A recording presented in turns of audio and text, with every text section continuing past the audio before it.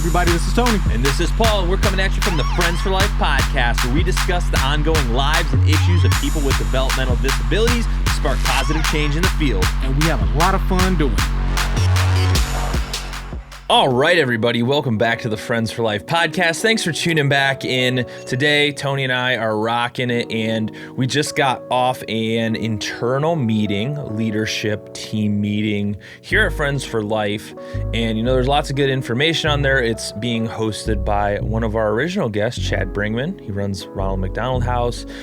He is the CEO over there. He's doing great things. He's also got a lot of great insights. If you haven't checked that episode out, go and rewatch it. It was, let's say, one of our better episodes. So, Tony, what was your thought on hiring Chad to kind of do this internal team leadership building for Friends for Life? Because it seems like he's talking a lot of good points. He's got a lot of good talking subjects about how to, it's basically a lot, from what I've gathered in the few that I've been in, is a lot of accountability, trying to be better at communication, which is stuff that we're usually always talking about anyway on the podcast. So I figured this was a good segue of how is it helping Friends for Life right now?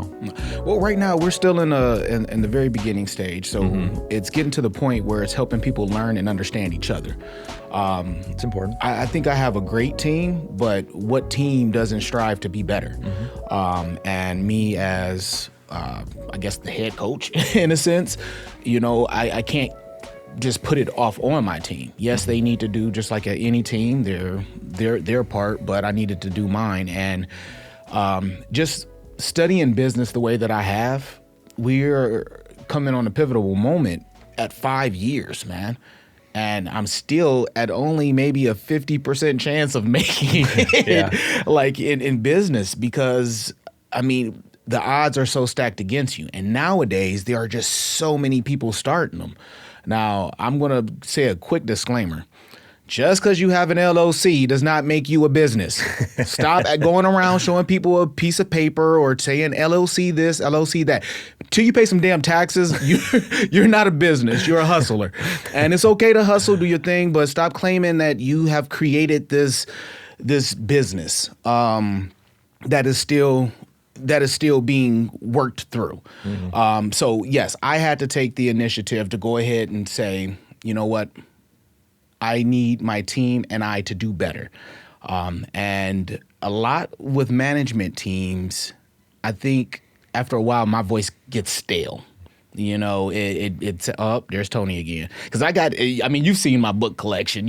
I've got every manager book that you can possibly have, every leadership book that I think that most people would envy over. But the actuality is, if it's not being implemented, then it does no good.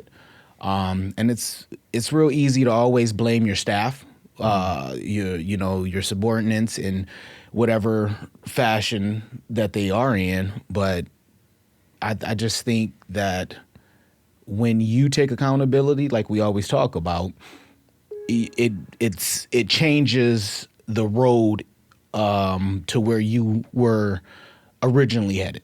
It puts you in another lane a little bit at a time.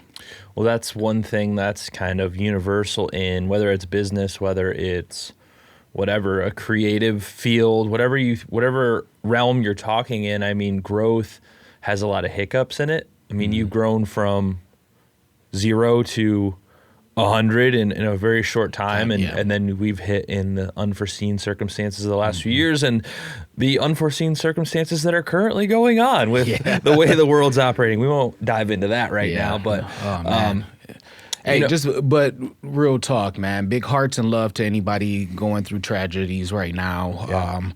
Worldwide, but we pay attention to the algorithm, so we're not going to say certain things. But and it's every book, every video, everything I've studied in the past related to business or not, is there's always going to be these growth phases that are uncomfortable. You're going to have to talk about uncomfortable things that make you, maybe you don't want to say, but it's going to benefit everybody in the long term. And it's no different in the DD field. There's no safeguard against, losing employees or whatever. So, what are some things that you're trying to work towards? Like, what's an end goal with all of this? You know what? It's to give that outstanding care, of course, but this has fluctuated a little bit.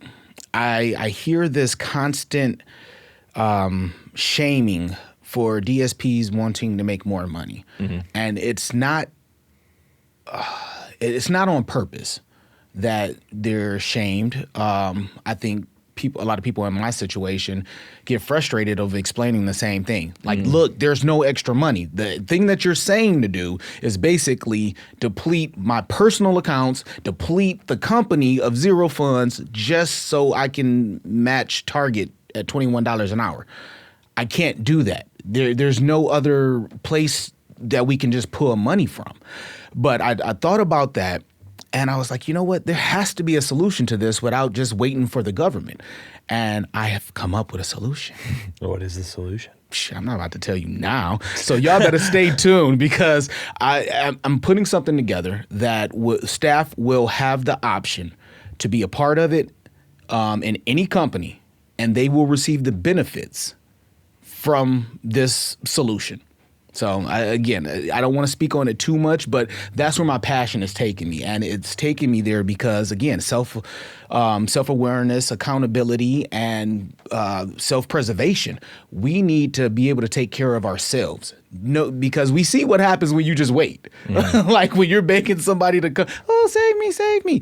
People will come to you if you say, fire versus rape, man. That is that's nuts. Yeah. Well, that's the thing.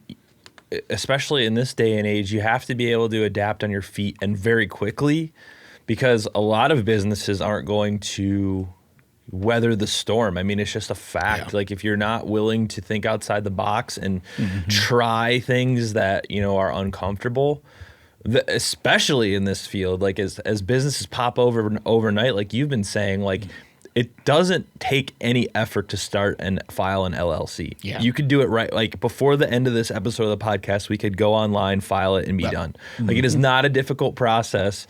And like, I think a lot of, there's a lot of hope and dream in business, but when it comes down to it, it's just like putting your nose to the grindstone. And especially in this field, if you're dealing with human lives, there's a lot more skin in the game than if you're selling computer parts or something. Yeah, right. Healthcare has transcended way further in the DD field than I've ever thought it would have. And it's getting there due to the fact of unforeseen circumstances, but also those great men and women who are out here fighting for these rights and stuff. I want to give a quick shout out to a few different guests that we've had, from Sunshine and Grady, Assured Health. These have people in them that are sacrificing. I have email threads of these other agencies and stuff, even a lot of industries. We keep in touch as a big agency, and we kind of lean on each other, especially during hard times. But everybody's feeling the burnout. I mean, it's really passion, it's really caring, it's really heartfelt emotions that have to keep you here at this point in time. Like, it's the same thing we've always said. It's scary, but I'm glad that I'm at least still around to be able to sometimes put a little extra emphasis on the happy parts, when I can. Yeah, and I mean, it's always going to be this way. There's always going to be times of great growth and wealth, and there's going to be times where it's tight, like right now. If you look at the history of the United States or the world, there is always going to be these up and down times, and the companies and the people who stick through and work hard to preserve, and we're in a preservation time right now. Like, this is a time to preserve, so people probably aren't going to get the bonuses that they're used to seeing in the past and things like that, because if there's no business, there's no money to hand out. Like that's yeah. so. I mean, that's a hard thing to swallow. I hear people even in huge companies like I'm not going to name them, but like big engineering firms and Fortune 500 companies. I'm hearing these people that are making $100,000 a year to work their job talk about losing their bonus, which could potentially be another $40,000 to $50,000. Right. So it's like this isn't just in the DD field. I mean, it is everywhere, and it's a difficult time for a lot of businesses. And in the end, I don't know how to say this correctly, but like that's every individual business's own problem to solve. Like that's what you do as a company is solve problems. You're in the business of solving problems. As much as everybody likes to say they're a customer service, which is very true, you do need to have great customer service. It's in the business of solving problems or having no business. Yeah. And it's how you solve the problem, of how quick and efficient you solve it, can honestly do away with some of the customer service parts, and I'm dealing with this right now with an employee, and this particular person is not making the best judgment calls in the customer service side with certain members of the team.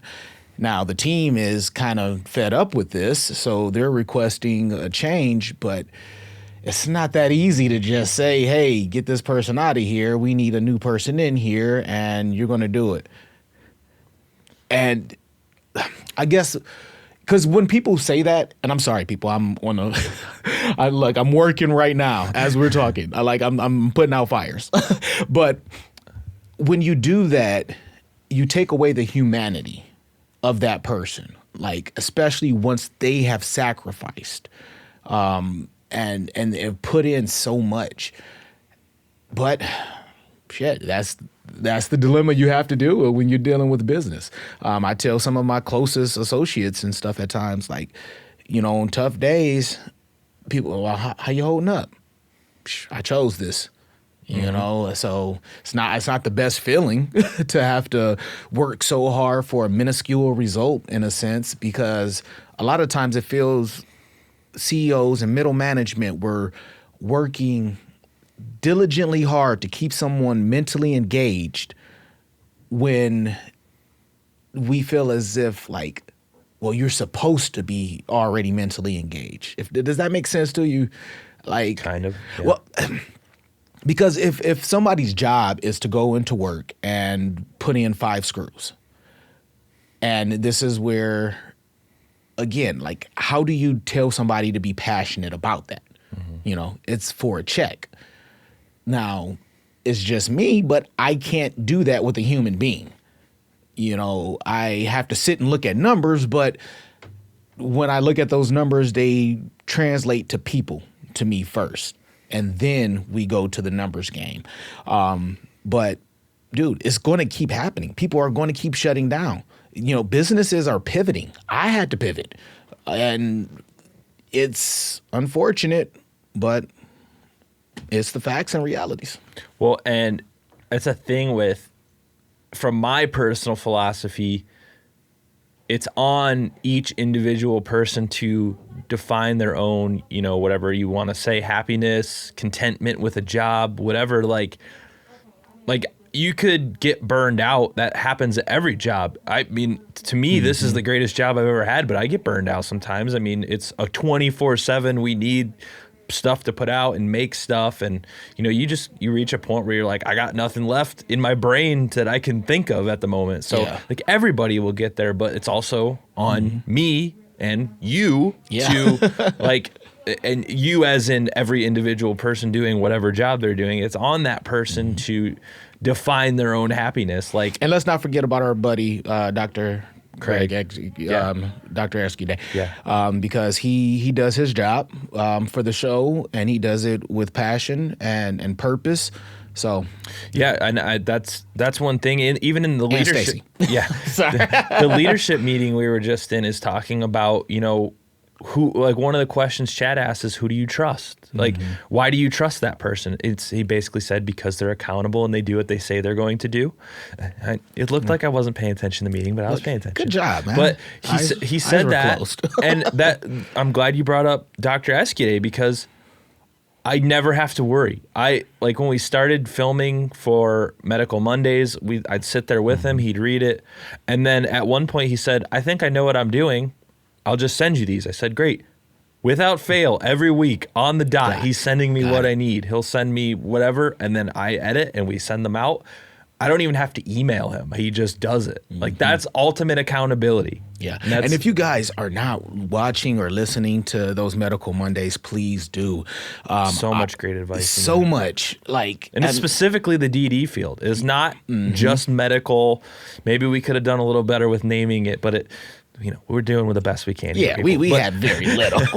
We were lucky he said yes. Yeah, for real. I was like, he said yes? He said yes. Yeah. But I mean, that's the whole, like, but it's on him. He could easily be like, hey, I don't want to do this anymore.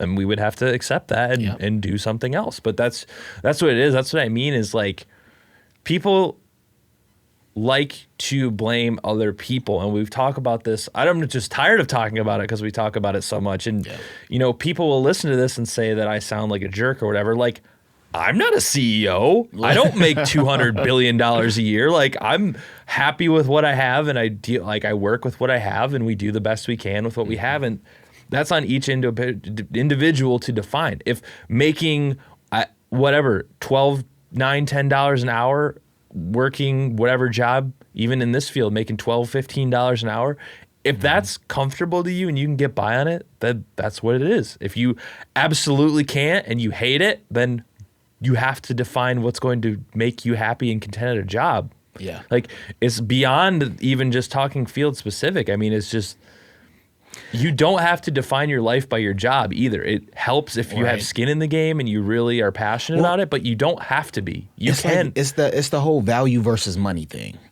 Because, and I have this conversation with my children a lot, and, with anybody who looks at me as a mentor, it's always value over money. From this day on, I should never have to worry about money in a sense again, because I think I've shown my value not only to this field of work, but my expertise as being a great customer service, going above and beyond in the care that I give my clients. And that's something that I recently had reminded a person I know, because they said, we were just talking, like, you have banter and you talk about what you do for a living and this and that.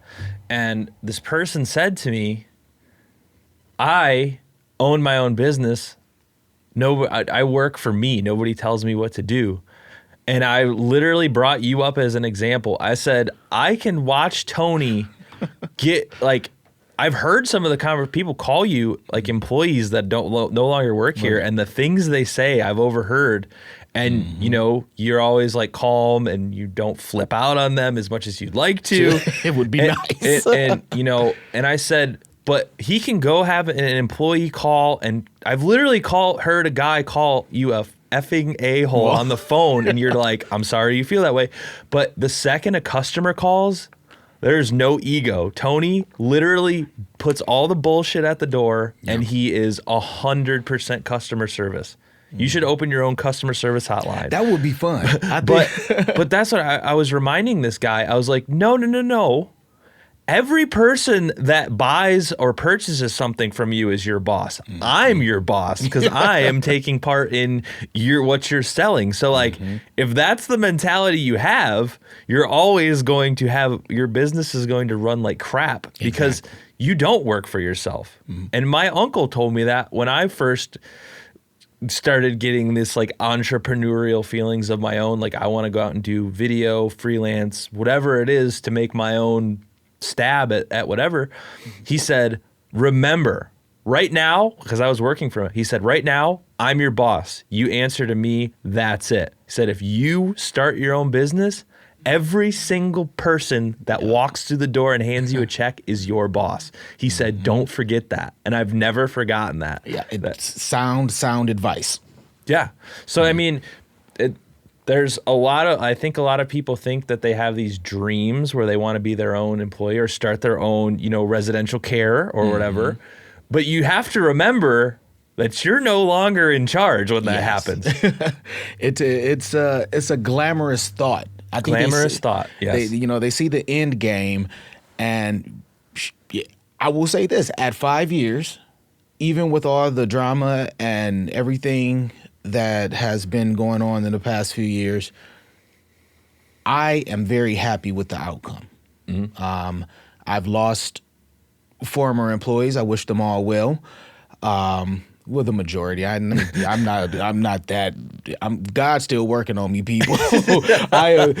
Because some people have lost their minds out here in the world, and they call themselves business owners. So that's always the funny, the interesting part. I'm not gonna say funny because I've places like that with people who act that way, and professionalism, I think, is a word that's thrown around a lot, but no one really understands. They have their own thought of professionalism.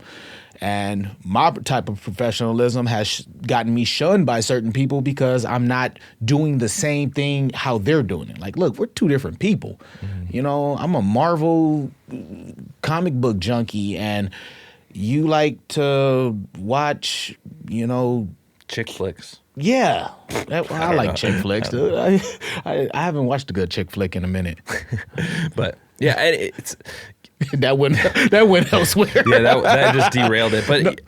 But yeah, dude, I don't know. I like when we talk like this because I hope that I'm opening somebody's mind. Because you can't go to do new things and be the same you. Like there's this missed narrative where people, oh man, you got to keep it real. You got to stay like, no, get the hell out of here. Like, what is that? That's your real. Some of the places that I come from, I'll be an idiot if I tried to do the same things that I used to do. Like that, it just doesn't make any sense. Yeah, and from my perspective, and we'll kind of wrap up here in a minute, but from my perspective, it's definitely interesting to watch what other people do in the regards to like wanting to gain everything right off the bat. Everybody wants to be hired in at the highest rate and do this, and they've never done anything. And life is how you take it. Life is how you make it. Like, I have great friends who do great things often. I have friends that work for National Geographic. Yeah. I have friends that work for huge marketing firms that are and they're amazing photographers, videographers, exponentially better than I probably will ever be. And you know what? Don't hold yourself down. You know why I like these people? Because they are helpful people. Mm-hmm. They help me when I ask questions. They are like, hey, I would do it this way. Take it how you want. And it's up to me if I want to be hurt by what they're like, the advice they're giving me. I could easily be like, I know what I'm doing. I've been doing this for 10 years. But one of the guys recently, he was on my podcast in this very room. He said to me, I said, how do you get better? How do you get to the point where you can work for National Geographic? And he said, I made a hell of a lot of documentaries before I ever did anything for National Geographic. You gotta put in the work before you can get the end result, whether it be more money, whether it be fame, attention, whatever you want to do. You have to put in the work. That's right. We've been grinding. We're on episode in our 70s already. Yeah, dude, that feels it's wild, crazy. But we're putting in the work. Every week we show up and we put in the work. And people don't want to do that, whether it's the DD field or not.